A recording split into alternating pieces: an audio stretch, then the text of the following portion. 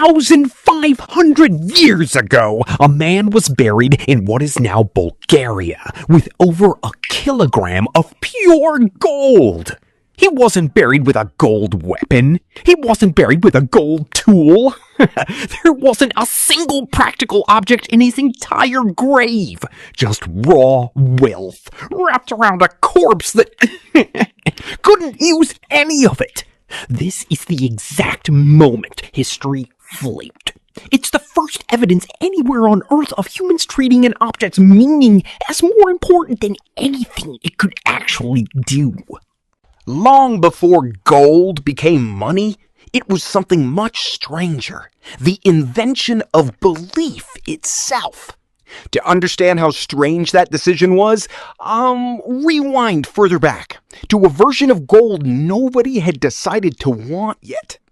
For most of human history, gold just sat there in riverbeds and shallow deposits, unreactive, unchanged, doing nothing.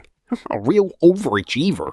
It doesn't rust, it doesn't tarnish, and unlike almost every other metal humans eventually mastered, it required no furnace and no chemistry to use. You could pull it straight out of a string, all in pure, already metal, and hammer it into shape the same day. By every measure of technical difficulty, gold should have been the first metal humans mastered at scale. Copper corrodes. Iron needed furnaces over 1,500 degrees Celsius and thousands of years of accumulated bloomery knowledge just to match bronze. Gold needed none of that. So why isn't there a gold age? Why does history hand bronze and iron entire eras named after them? Well, gold, easier to work than both, gets jewelry.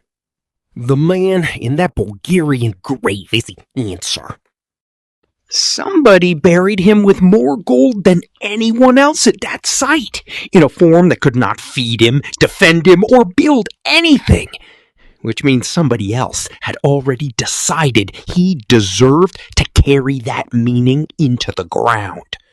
That's not a metallurgy story. That's belief encoded into metal before writing existed. And once you see that, the whole picture flips. Humans weren't slow to recognize gold's value because they were primitive. They were slow because gold's value was never a property of the metal. It's a property of belief. And belief takes longer to build than technology does. Here's where it gets stranger.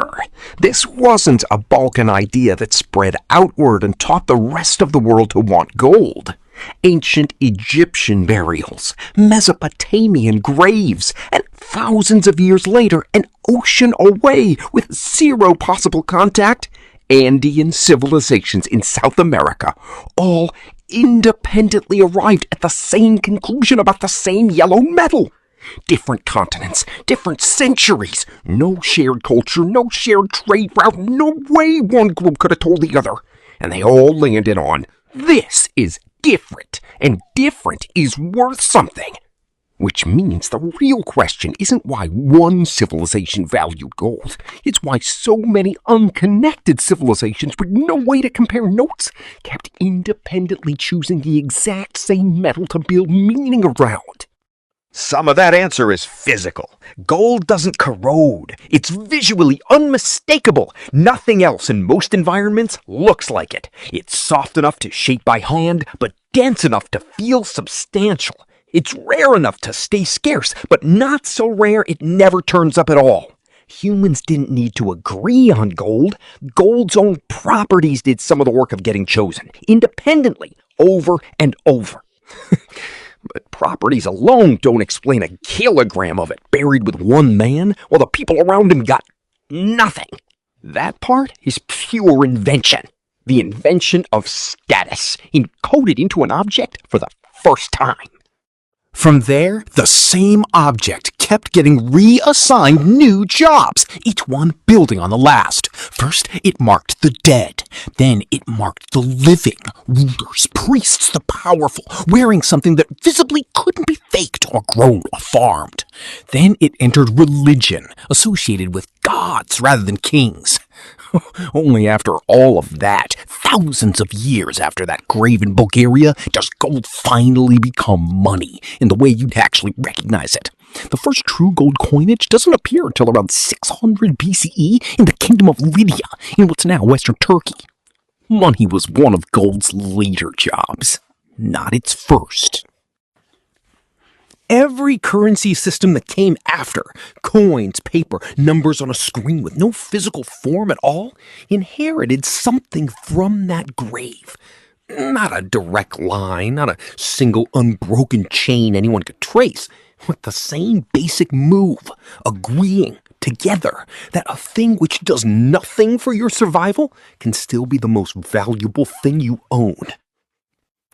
There's a gold ring on someone's finger right now. A vault somewhere holding bars nobody will ever use to cut, build, farm anything.